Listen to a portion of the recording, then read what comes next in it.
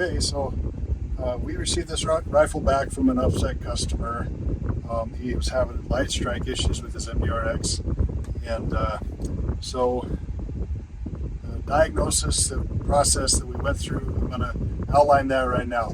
So the first thing that we did was we loaded the same ammunition that he was having issues with in the gun, and we didn't change anything on the gun because the intent was to replicate the problem exactly as he was experiencing it. So sure enough, they load the first round in, pull the trigger, click, doesn't fire.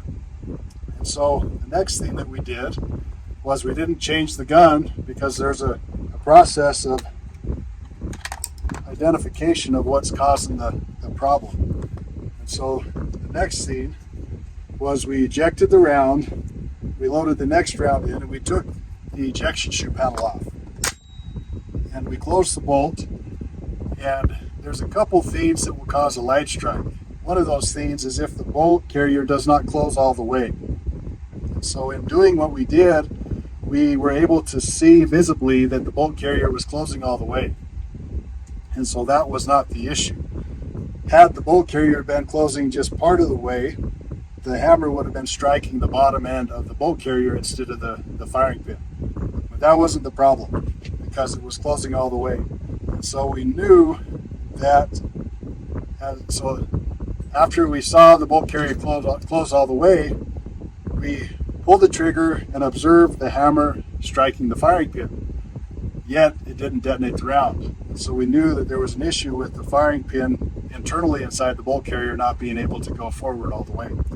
So we disassembled the bolt carrier, looked inside of the bolt head, and we saw significant primer debris. So this is what we took out of the bolt head, and we'll show you in the other video the debris inside the bolt head. But this was lodged in front of the firing pin inside of the bolt head. Now these are debris from blown primers.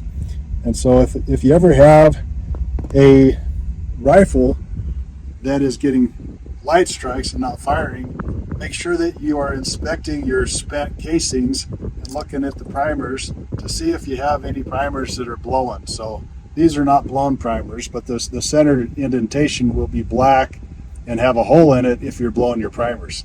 As a primer blows, the debris of that primer will cause a couple problems.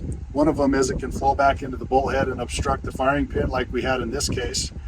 Another issue is any kind of blown primers that come out of the case can work their way back into the sear mechanism back here and cause a problem with reset.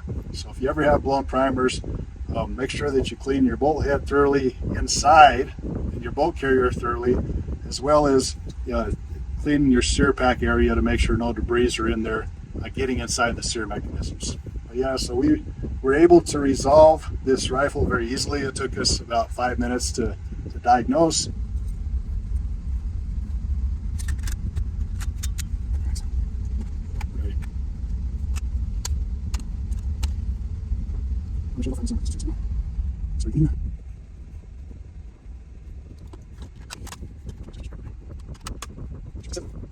See if it goes bang now.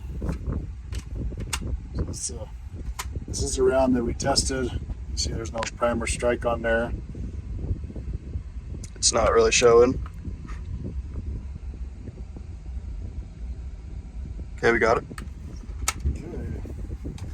So now let's see if it fires after we clean the debris out.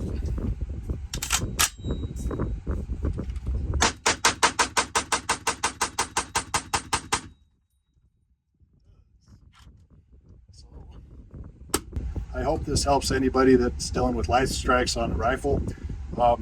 Unfortunately, we need to improve our warranty communication, and we're working on that. So we're training our new team, and so in the future we should be able to be much more responsive and much more communicative in resolving problems. So in this instance, then the gun was working for several magazines prior to having a failure. Very likely in those magazines, then they had some pop primers that occurred causing this obstruction. So again, light strikes happen as a result of pop primers many times. So Thanks for watching.